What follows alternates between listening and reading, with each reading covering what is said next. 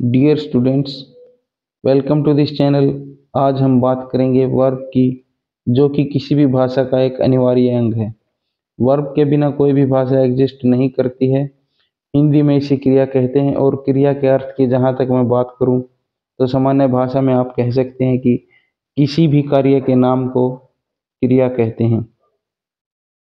तो स्टूडेंट्स, हम बात करते हैं कि क्रिया के जो तीन रूप होते हैं उनके अर्थ हम किस प्रकार निकालें। मोस्टली हमारे स्टूडेंट्स वर्ब की फर्स्ट फॉर्म का एक ही अर्थ जानते हैं, जबकि इसके तीन मीनिंग होते हैं। सेकंड फॉर्म के दो मीनिंग होते हैं व थर्ड फॉर्म का एक अलग ही मीनिंग होता है। तो स्टूडेंट्स, आइए देखते हैं कि वर्ब के किस रूप का क्या अर्थ निकलता है। स्टूडेंट्स, एग्जाम्पल के लिए हम लेते हैं कम। कम का अर्थ होता है आना, जो कि हम सभी जानते हैं। कम मीन्स आना, और इसका सेकंड अर्थ निकलता है आता है, और इसका जो थर्ड मीनिंग है वो निकलता है आओ, जिसे हम रिक्वेस्ट या ऑर्डर किसी के लिए भी यूज कर सकते हैं। किसी को आदेश देना है या किसी से कोई रिक्वेस्ट करनी है कोई काम करवाने के लिए, तो हम जो इसका थर्ड मीनिंग होता है फर्स्ट फॉर्म का, इसका यूज कर सकते हैं। जो वर्ब की सेकंड फॉर्म है, इसका मीनिंग है सामान्य रूप से आया या आया था, और जो हमारी वर्ब की थर्ड फॉर्म होती है उसका अर्थ है आया हुआ। इसी तरह से स्टूडेंट्स, हम देखते हैं ईट। ईट मीन्स खाना। जो मीनिंग हमें सबसे पहले ध्यान आता है वो है इसका खाना। सेकंड फॉर्म है एट, खाया, और जो इसकी थर्ड फॉर्म है उसका मीनिंग है खाया हुआ। स्टूडेंट्स, हम मोस्टली यही मीनिंग इनके जानते हैं, लेकिन जैसा मैंने कम का एग्जाम्पल देकर आपको बताया है, इसी तरह खाना, ईट जो है इसका अर्थ है खाना, तो इसका सेकंड अर्थ क्या होगा? खाता है। और आप खुद बनाएंगे अब जो इसका थर्ड मीनिंग खाओ, किसी को आदेश देने के लिए या रिक्वेस्ट करने के लिए। खाया, तो इसका सेकंड मीनिंग होगा खाया था, और थर्ड फॉर्म का मीनिंग है खाया हुआ। अब देखते हैं नेक्स्ट हमारी वर्ब की फॉर्म है प्ले। प्ले मीन्स सभी जानते हैं खेलना, और इसका दूसरा मीनिंग है खेलता है, खेलता है, और तीसरा मीनिंग हो जाएगा खेलो। प्ले की सेकंड फॉर्म है जो इसका अर्थ हुआ खेला, और दूसरा मीनिंग खेला था, और प्लेड खेला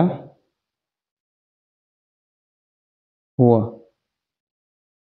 जैसे मैं एक सेंटेंस बोलता हूँ, आई सा ए प्लेड मैच, यानी कि मैंने एक खेला हुआ मैच देखा। ऑन टीवी, टीवी पर देखा मैंने। तो ऐसी जगह पे वर्ब की जो थर्ड फॉर्म होती है उसका यूज करते हैं। अब देखते हैं नेक्स्ट हमारी वर्ब की फॉर्म है लॉक। लॉक मीन्स ताला लगाना, किसी रूम वगैरह को लॉक करना, गाड़ी को लॉक करना।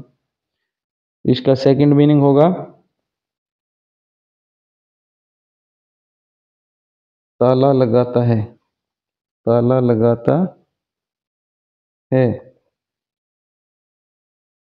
और थर्ड मीनिंग किसी को आदेश दे सकते हैं हम, ताला लगाओ।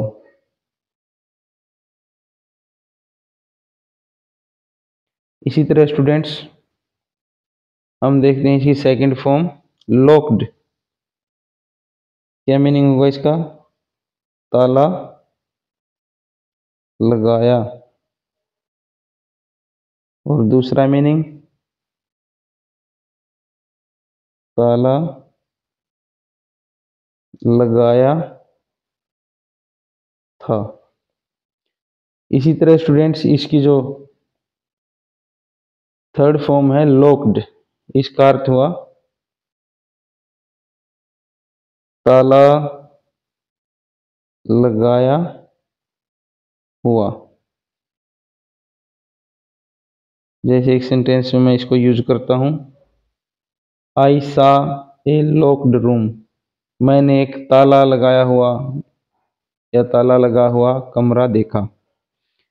अब हमारी नेक्स्ट वर्ब है गिव। गिव मीन्स सभी जानते हैं देना,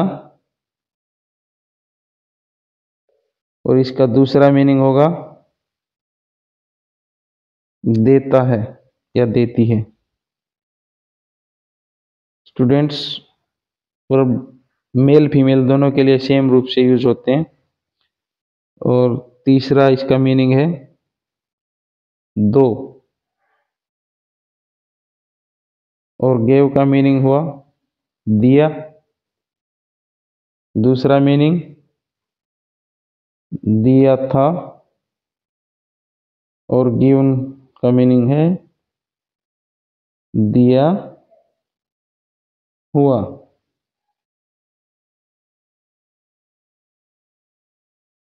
स्टूडेंट्स अब हम एक सेंटेंस के एग्जाम्पल से समझते हैं कि वर्ब के किस फॉर्म का किस जगह पे क्या मीनिंग निकालना है।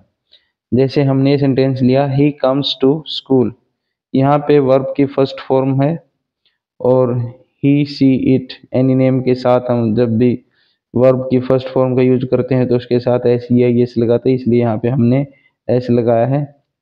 यहाँ पे इसका मीनिंग है आता है, जो कि हमारी अभी हमने समझा था वहाँ पे दूसरे नंबर पे है ये मीनिंग। और सेकंड सेंटेंस में देखिए ही केम टू स्कूल, ये वर्ब की सेकंड फॉर्म है, इसका मीनिंग है आया या आया था, वह स्कूल आया था। थर्ड सेंटेंस देखते हैं he has come to school, वह स्कूल आया हुआ है। जो वर्ब की थर्ड फॉर्म है उसका मीनिंग आया हुआ हमने उधर लिखवाया था उस साइड में। और यू कम टू स्कूल, तुम स्कूल आओ, यहाँ पे आदेश दिया गया है कि आप स्कूल आओ। जो हमारी थर्ड फॉर्म है ये उसी का यहाँ पे यूज हुआ है।